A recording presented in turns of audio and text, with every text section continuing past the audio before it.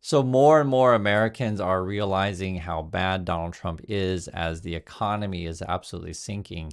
And as I always tell you guys, follow the money because this is what people care about. They care about jobs, they care about food on the table. And we got some new data in that shows you what people are saying. Most Americans continue to rate the US economy negatively as partisan gap widens. And I want to go through this stuff with you and also talk about this. I've covered Trump for years and I've never seen him this scared. This is a reporter who knows Trump very well, went through all the various scandals that Trump is involved in. And whenever I tell my wife about this stuff, it's always the same. Like, she's like, any one of these things would sink a regular politician in a regular country, right? And Trump's got scandal after scandal after scandal after scandal. It's absolutely crazy. And then not only that, his mental and physical health seem to be in decline, right? So you have scandals plus that, plus a terrible economy, terrible policy. There's no way this is sustainable. Let's read some description of this together. It says, these days, he's not what he once was. He's usually late to work and early to bed, and he spends his weekends golfing. And I think you guys know this stuff already, right? But it's interesting to hear this person's description of it. As Trump grows older and increasingly more mentally incontinent, he sits in a stew of his own political flatulence while he mumbles incoherent random phrases, right? So he's basically farting out random phrases that Trump always says, like nothing ever seen before, while blaming the violent radical left and fake media, along with a dozen other imagined enemies. Like a good bill collector, he always closes with, quote, "Thank you for your attention to this matter." And that's who Trump is. And again, he went through several things of scandals that Trump is involved with, but basically boils down to Trump is in decline. He's just an old guy. He's sick. That's basically what it is. And so how long can people keep this charade going that everything is fine? Basically what they do every day at the White House, they have to like steer your attention to something stupid. And this is the stupid thing of today is now they want to do a coin with Trump on it. So seriously, this is actually from the treasurer here. It says, U.S. Treasurer Brandon Beach. No fake news here. The first drafts honoring America's 250th birthday and POTUS are real, right? Fight, fight, fight coin. It's $1, I guess, just like the Charlie Kirk coin. And I was thinking about this today because someone actually wrote a really interesting comment in our community, and we have a lot of great people who kind of go through this stuff also with us together and help us wrap our heads around it. And let me read this to you guys from HMAD. HMAD says, many rural parts of the U.S. still lack reliable internet, which limits access to independent media. Cable industry mergers seek to control these areas and spread propaganda via mainstream news sources. And this is actually a really important point to understand in the USA is you may have family members or friends who are MAGA and they just sit around and watch Fox News all day, right? And, you know, any intelligent person could sit and watch Fox News for a couple minutes. You're like, what the heck is this, garbage? My wife always says the same thing when she watches this. Like, are these people for real? And because like I said, anyone who's any intelligence, you can figure out very quickly that it's a bunch of nonsense. But this is just the reality of it. And the sad state of USA, if you make internet difficult to access, if you make internet expensive, basically, if you're not helping people to be educated, essentially what it is, or giving people the tools to look up stuff whenever they want, make it easy, then people will stay in their little bubbles. Because in this day and age, guys, it's very, very easy to figure out if someone's lying or not. It's very easy. You get just like, someone lying. and you'll pop a bunch of stuff and you read very quickly. But to be fair, just imagine if you don't have access to the internet. That's why this person mentioned, say, rural communities. And for you, the internet's like really, really slow. It's cumbersome. And also, even if you were to access it, maybe you can't understand what it is anyway. And I'm being a little bit mean here, but I'm just telling the truth on some stuff. And this is sort of why, for me, I think it's really important to strengthen education in the USA. I think, teaching people how to read, how to think critically, right? That's why I was professor for so many years. I just think learning is absolutely fantastic. And I always say the same thing. You have a right to make up your own mind, etc. But I actually want to help you in having access to all information that's out there. That's why I show you guys as much as I possibly can. I know it's tough in this day and age because you're just bombarded by like all this stuff and you just, don't know what to think about it sometimes. Like, for me, I don't even know what to think about this stuff because, well, I mean, I can tell you it's ridiculous, but it's not something I had ever thought I'd ever see. I'll put it that way. Like, for example, I grew up in Portland. This is my hometown. Trump administration activates 200 National Guard troops to Portland. It's like what? Like, what are we doing? And we're putting military in the streets. And we just did the last video. We were talking about using Black Hawk helicopters to repel on apartment buildings in Chicago. Now we're using military in Portland. It's the whole thing is ridiculous. And the way the Portland people described it, local officials, because they're essentially having a fight whether or not Trump has the legality to do this. I'll read it. It says, we're calling Trump hyperbole, political posturing, right? Quote, we ultimately have a perception versus reality problem. This is coming from a senior deputy city attorney. This is in Portland. The perception is that it is World War II out here. The reality is that this is a beautiful city with a sophisticated resource that can handle the situation, right? So Trump tries to convince you on Fox News it's all World War II and violence and destruction, radical left this, radical left that, right? In Portland, so I have to stick the military.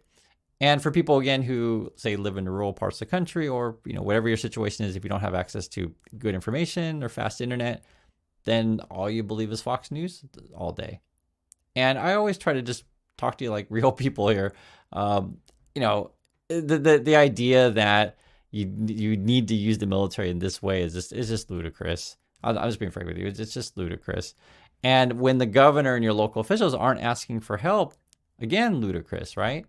The Trump people will then say, this is according to a attorney named Eric Hamilton, US DOJ. So this is one of Trump's people.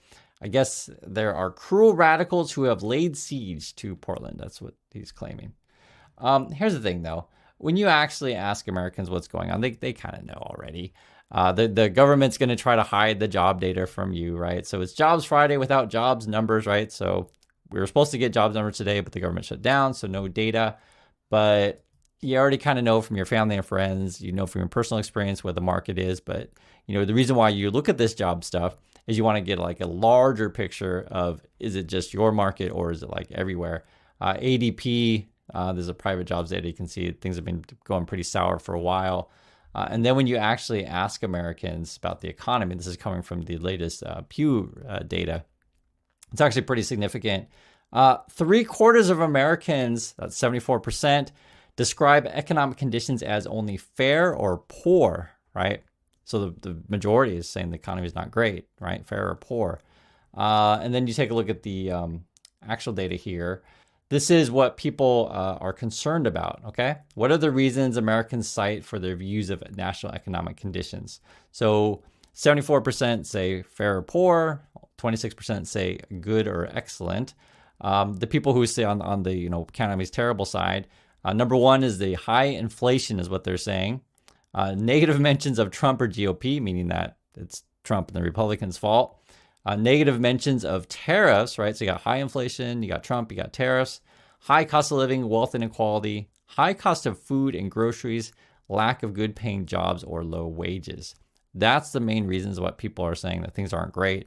And that's the majority. 74% of the people are saying those kind of things. I want to give you a different perspective, say on the Trumper side. So what are the 26% of the Americans that are saying, oh, wow, things are excellent or good?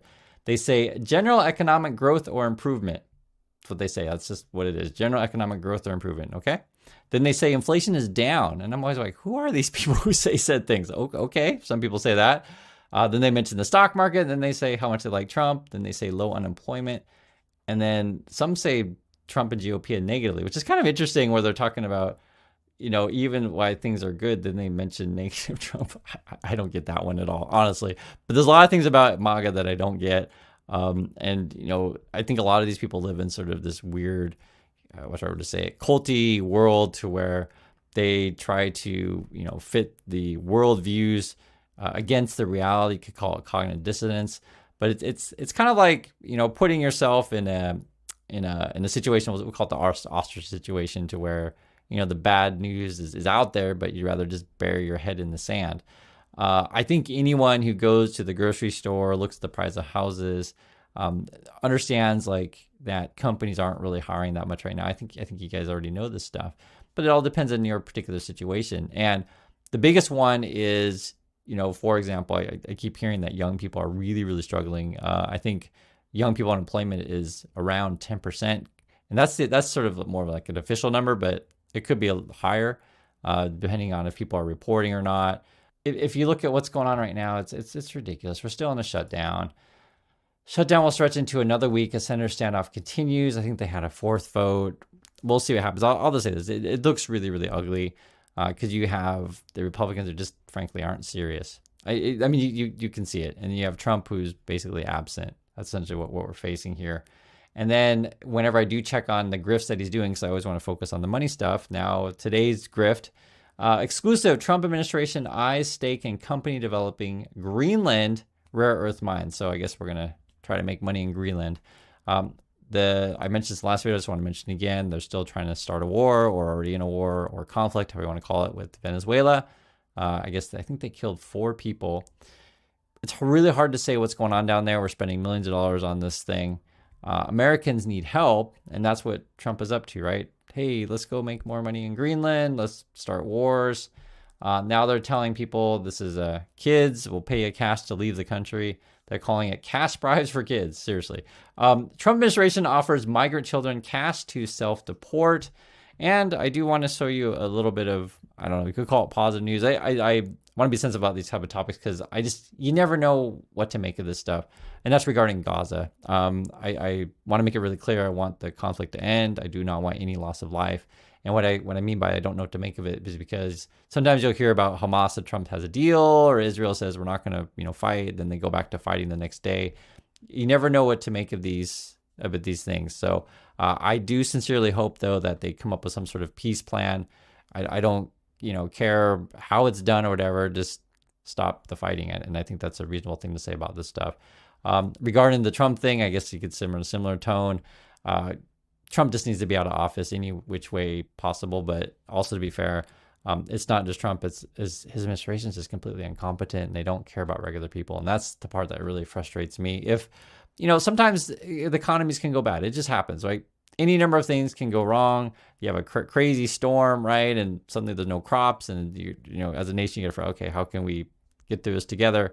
But you want administration is like, okay, that's the real problem. Let's try to come to this together. But when you talk about the Trumpers, it's like they live in this crazy, bizarro, pretend world, and they'll act like they're winning all the time. However, when you look at the data, and plus when you just ask to your friends and yourself, things aren't great out there. It doesn't mean it's going to be like this forever. And I just want to tell you the situation that, this does go in cycles. Trump and people get out. Yes, there'll still be problems that exist, but at least get people in leadership positions that will address the reality of it and work to help the benefit of just regular people. So that's my thoughts on this stuff. I'd like to hear yours, and I'll catch you all in the next video.